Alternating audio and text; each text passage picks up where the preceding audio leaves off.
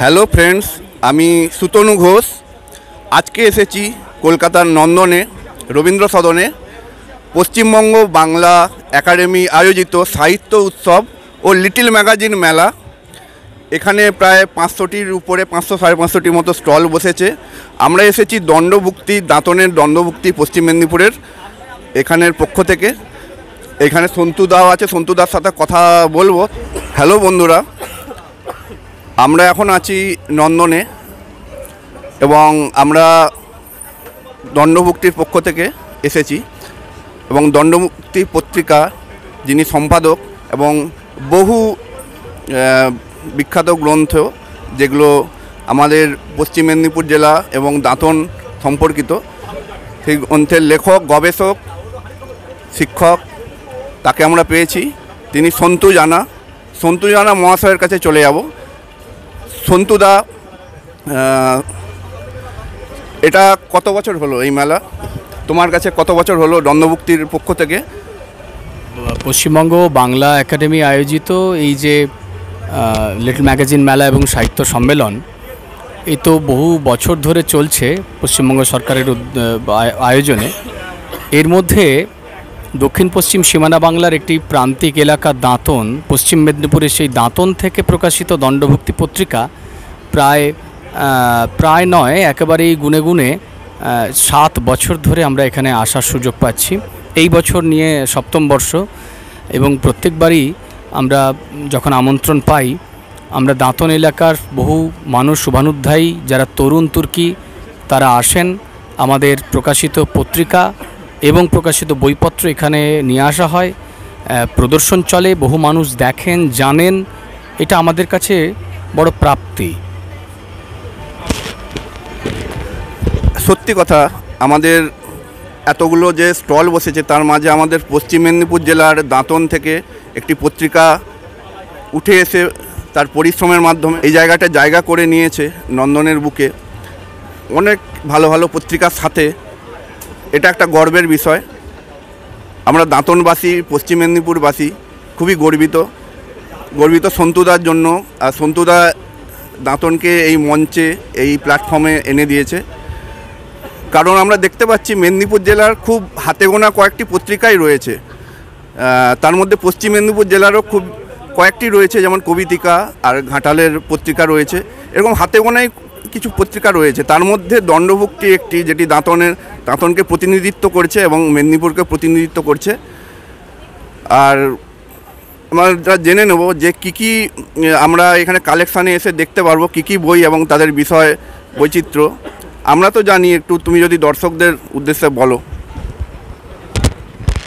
মানে আমাদের টেবিলে প্লাস দণ্ডভুক্তির কী?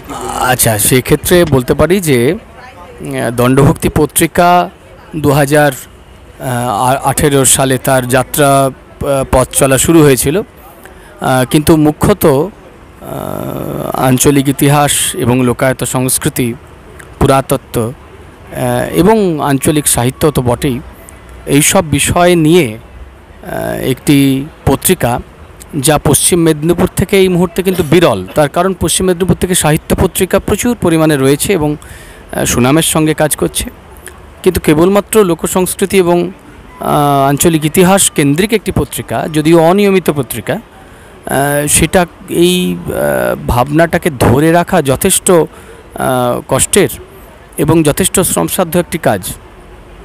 আমরা প্রত্যেকেই জানি যে লিটল ম্যাগাজিন কীভাবে সম্পাদকটা করছেন এবং কী বাধা বিপত্তির সঙ্গে তারা এই কাজটা করছেন। সেক্ষেত্রে তা যদি আবার একেবারে একটি বাংলা উড়িষ্যা সীমানার প্রান্তিক গঞ্জ হয়, যেখানে আমরা কোনো রকমের সাহায্য, অর্থ সাহায্য বা বিজ্ঞাপন কিছুই পাই না, সেখানে সম্পূর্ণ নিজেদের কয়েকজনের ভাবনায়, চেষ্টা এবং প্রচেষ্টায় এই কাজটি করে যাওয়া এবং ধরে রাখা অত্যন্ত কষ্টকর, কিন্তু সেই কাজ আমরা করছি।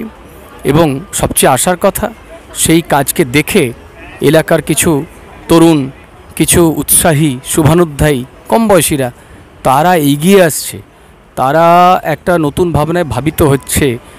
এইটি সবচেয়ে বড় আনন্দের কথা।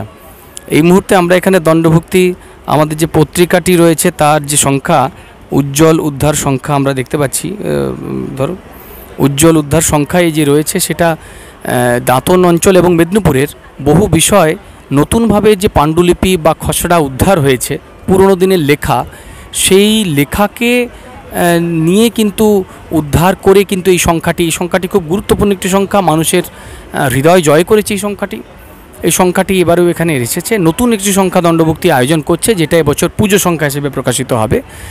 আর এখানে আমাদের রয়েছে কতগুলি বই রয়েছে, যেমন আমাদের পশ্চিমবঙ্গের সবচেয়ে বড় দিঘি ষড়সংখ্যার দিঘি, এই দিঘিকে ঘিরে যে লোককথা কিংবদন্তি, যে প্রত্নতত্ত্বের সমাহার রয়েছে এবং যে সমস্ত সমীক্ষা এই দিঘিকে কেন্দ্র করে হয়েছে, সেটা একটা অন্যতম প্রয়াস। তার কারণ পেছনেই ডক্টর দীপক কুমার বড়পণ্ডা, উনি অধ্যক্ষ Ashutosh museum of art Kolkata বিশ্ববিদ্যালয়, তার মতে যে একটি দিঘিকে নিয়ে যে কত রকমের পাঠ হতে পারে, কত রকমের সমীক্ষা বা চর্চা হতে পারে, তা এই বইটি আমাদেরকে নতুন করে পথ দেখায়। তো দীপকবাবুর কথাকে স্মরণে রেখে আমরা মনে করি যে কিছু একটা অন্তত কাজ করতে পেরেছি, যা বাংলার এই ধরনের যারা আঞ্চলিক ইতিহাস লোক সংস্কৃতি চর্চা করছেন তাদেরকে একটা নতুন দিশা দেখাবে। প্রচুর কাজ হচ্ছে, আমরা জানি এটাও যে একটা শিয়ালগিরি এখানে বই, এটা তো সত্যি কথা আমাদের কাজকে নতুন দিশা দিয়েছে। বাংলার মেদিনীপুরের বিলুপ্তপ্রায় জনজাতি শিয়ালগিরি, একটি জনজাতি, তারা দীর্ঘকাল ধরে বাংলা ওড়িশা সীমানায় তারা থাকে, তাদের ভাষা ভিন্ন, তাদের রীতিনীতি ভিন্ন, তাদের ধর্ম ভিন্ন, তাদের কথাবার্তা চালচলন সব কিছু ভিন্ন, অথচ তারা এখনও পর্যন্ত সমাজে আলোকপাত হয়নি, তাদেরকে নিয়ে তারা আলোকিত হয়নি। তাদেরকে সামনে নিয়ে আসার এই প্রয়াস আমাদেরকে আমাদের যেমন অত্যন্ত আমাদের শ্রম এর মধ্যে দেওয়া হয়েছে, তেমনি আনন্দের বিষয় এই যে তারা একটা আলোয় আসার একটা পথ খুঁজে পেয়েছে। আমরা এখানে দেখতে পাচ্ছি যে আমাদের যে দক্ষিণ পশ্চিম সীমানা বাংলার দাঁতন, তার যে ব্রিটিশ যুগের ইতিহাস, ললিতমোহন সামন্ত সেই 52 সালে দাঁতনের ইতিহাস লিখেছিলেন, কিন্তু সেটা মোগল পিরিয়ড অবধি। তারপরে ব্রিটিশ যুগের যে 300 বছরের ইতিহাস, সেটা কিন্তু একেবারেই অধরা ছিল। এখানে তার প্রথম একটা প্রয়াস আমরা করেছি। আমরা দেখতে পাচ্ছি যে দাঁতন থেকে প্রকাশিত এই মুহূর্তের দক্ষিণ পশ্চিম মেদিনীপুর থেকে প্রকাশিত সর্ববৃহৎ গ্রন্থ, প্রায় 500 পাতার এই বইটি আমরা বার করতে পেরেছি, যেখানে দাঁতন দন্তপুর দণ্ডভুক্তি এলাকার প্রায় 1500 বছরের একটা ইতিহাসের প্রবন্ধ সংকলন। 42 জন অধ্যাপক, গবেষক, লেখক, প্রাবন্ধিক তারা এখানে লিখেছেন। দুষ্প্রাপ্য ছবি সেখানে রয়েছে। মেদিনীপুরকে নিয়ে এই কাজটি গুরুত্বপূর্ণ একটা কাজ। এখানে মূলত মেদিনীপুর আমরা কেন দেখতে যাব, মেদিনীপুরের বাইরের যারা মানুষজন তারা কেন মেদিনীপুর আসবেন, কেবলমাত্র দীঘা বা গনগনি তো নয়, এর বাইরেও অনেক কিছু বিষয় আছে যা কিন্তু আমাদেরকে মেদিনীপুর সম্পর্কে জানতে আগ্রহ করে। এখানেও অন্তত 22 জন লেখক, সুলেখক, তারা তাদের সুচিন্তিত গবেষণামূলক লেখা দিয়েছেন। আমার পাশেই রয়েছেন যিনি সাক্ষাৎকার গ্রহণ করছেন, সুতনু ঘোষ, দাঁতনের ভূমিপুত্র। খড়গপুর বিষয়ে তার এই বইতে যে লেখাটি রয়েছে যথেষ্ট প্রশংসনীয়, এবং খড়গপুরের প্রাচীন ইতিহাস নিয়ে তার কাজকে আমি কুর্নিশ জানাচ্ছি। এবং আমার সঙ্গে যারা রয়েছেন, শশীভূষণ পাত্র, তরুণ কবি, তিনি ক্যামেরায় রয়েছেন। দাঁতন থেকে এই মুহূর্তে যদি আমি একজনের নাম বলতে পারি যে কবিতা লিখছে এবং বাইরের জগতের তার নাম প্রতিষ্ঠা পাচ্ছে, সে শশীভূষণ পাত্র। এবং সেই সূত্র ধরে আমি মনে করি যে এই সমস্ত তরুণ ছেলেরা তারা একটি টেবিলকে কেন্দ্র করে আজকে জড়ো হয়েছে। আমাদের সঙ্গে ছিল কবি ঝন্টু দাস, কবি প্রণবেশ মাইতি, এরা সবাই কিন্তু আমরা একটা ক্ষেত্রকে কেন্দ্র করে এগোচ্ছি।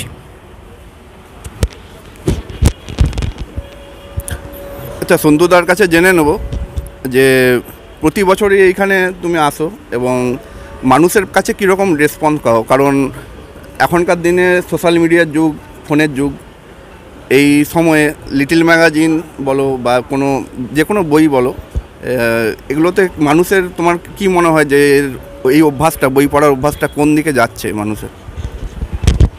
হ্যাঁ, এই প্রশ্নটা আমার ভাতৃপ্রতিম সুতনু খুব সুন্দরভাবে এবং স্বাভাবিকভাবেই করেছে। প্রচুর বইপত্রে, ভারী বইপত্র আমরা বই নিয়ে আসি, মানুষ কতটা চায়। এখন ব্যাপার হচ্ছে যে বই পড়ার চল কমছে একদল মানুষ বলছেন, আবার দেখা যাচ্ছে যে কলকাতা বইমেলাতে প্রচুর লক্ষাধিক টাকার বই বিক্রি হচ্ছে। তাহলে বই পড়ার লোকের সংখ্যাও কমছে না, বাড়ছে। এখন আমার যা ধারণা, বই তো সবাই পড়বে না, চিরকালই যারা বই পড়ার তারা বই পড়বে। আমাদের ওই বইপত্র প্রচুর মানুষ গ্রহণ করেছেন, নিয়েছেন এবং আমাদেরকে তাদের শুভেচ্ছা বার্তা জানিয়েছেন। আমি মনে করি যে কেবলমাত্র এই প্রান্ত দেশ থেকে, সীমানা এলাকা থেকে এই সমস্ত বইগুলিকে নিয়ে এসে এই বইগুলি কেবলমাত্র যে বিক্রিটাই আমাদের মূল কাজ, তা কিন্তু আসলে নয়। একটা রিজিয়নকে, একটা ক্ষেত্রকে সকলের সামনে, মহানগরের সামনে, এই মহানগরের উজ্জ্বল আলোর সামনে প্রকাশ করাটাও কিন্তু একটা বড় কাজ। এখানে বহু মানুষ আসছেন, তারা দেখছেন যে দাঁতন বলে একটা জায়গা আছে, তারা দেখছেন মোগলমারি বলে একটা জায়গা আছে, তারা দেখছেন যে দক্ষিণ পশ্চিম মেদিনীপুরের একটা সমৃদ্ধিশালী ইতিহাস রয়েছে। এই দেখাটাও একটা বড় প্রাপ্তি। তা আমি মনে করি যত ভারী হোক না কেন বইয়ের, আমরা বই আনবো এবং বই আমরা দেখাবো। হতে পারে এর মধ্যে বেশ কিছু মানুষ যারা বই সংগ্রহ করবেন, যাদের প্রয়োজন আছে। আচ্ছা, আমরা যারা আসবেন এই লিটল ম্যাগাজিন মেলাতে নন্দনে, তারা কত নম্বর স্টলে এবং কোন সময়ে তোমাকে পাবেন এবং এই স্টল পাবেন একটু বলে দিলে ভালো।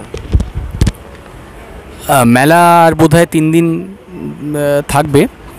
এর মধ্যে 136 নম্বর স্টলে আমরা দণ্ডভুক্তি স্টল, 136 নম্বর স্টলে আমাদের বইপত্র এবং আমাদের পত্রিকা থাকবে। আপনারা আসুন, আপনারা বইপত্র উল্টে দেখুন এবং পশ্চিমবঙ্গের একটি অন্যতম ঐতিহাসিক ক্ষেত্র মেদিনীপুর জেলা, তাকে আপনারা এক্সপ্লোর করুন, তাকে চিনুন। আমরা সকলে আপনাদের জন্য হাজির হব। প্রত্যেক বছরই গুটি গুটি পায়ে আমরা আসব এবং চেষ্টা করব যে প্রত্যেক বছর 1 দিন 2 দিন 3 দিনের জন্য হলেও আরও নতুন নতুন ছেলেরা কিন্তু এখানে আসবে এবং তারা তাদের রিজিয়নকে এত বড় একটা জায়গায় প্রকাশ করার জন্য বদ্ধপরিকর হবে এবং দায়বদ্ধ হবে। ধন্যবাদ। আচ্ছা, আমরা কথা বললাম দাঁতনের ভূমিপুত্র গবেষক এবং দণ্ডভুক্তি পত্রিকার সম্পাদক শ্রী সন্তু জানা মহাশয়ের সঙ্গে, এবং কথা বলে বেশ ভালো লাগলো। তার যে উদ্যোগ, তিনি যেভাবে পরিশ্রমের মাধ্যমে এবং যে অধ্যবসায়ের মাধ্যমে তিনি এই জায়গায় নিয়ে আসতে পেরেছেন দাঁতনকে, পশ্চিম মেদিনীপুরকে, কলকাতার বুকে আমাদের নন্দনে, সেটা যত প্রশংসা করি তত কম হবে। কারণ দাঁতনের নাম অনেকেই হয়তো শোনেননি। মানে আমি যদি কলকাতার লোকের কথা বলি, অনেকেই শোনেননি। দাঁতনের কথা বললে আমরা অনেকেই বলি যে ঝড়ের কথা, দাঁতনের সেই যে ঝড় হয়েছিল 90s, কিন্তু ওইখানে যে এত প্রত্নসম্পদ লুকিয়ে রয়েছে, এত ইতিহাস রয়েছে, এটা সব মানুষ জানেন না। এখন ধীরে ধীরে এগুলো সন্তুদার মাধ্যমে এবং আরও দাঁতনে যারা গবেষক রয়েছেন তাদের মাধ্যমে আস্তে আস্তে দাঁতনে জানতে পারছেন যে দাঁতনে মোগলমারি আছে, একটা বৃহত্তম দিঘি আছে ষড়সংখ্যা, এবং আরও বিভিন্ন প্রত্নস্থল আছে। আমি চাইবো যাতে দণ্ডভুক্তি আরও এগিয়ে যাক, আরও এই ধরনের নিবিড় গবেষণালব্ধ কাজ করুক, আরও মানুষ এতে ইনভলভ হোক, এই বলে আমি রাখছি।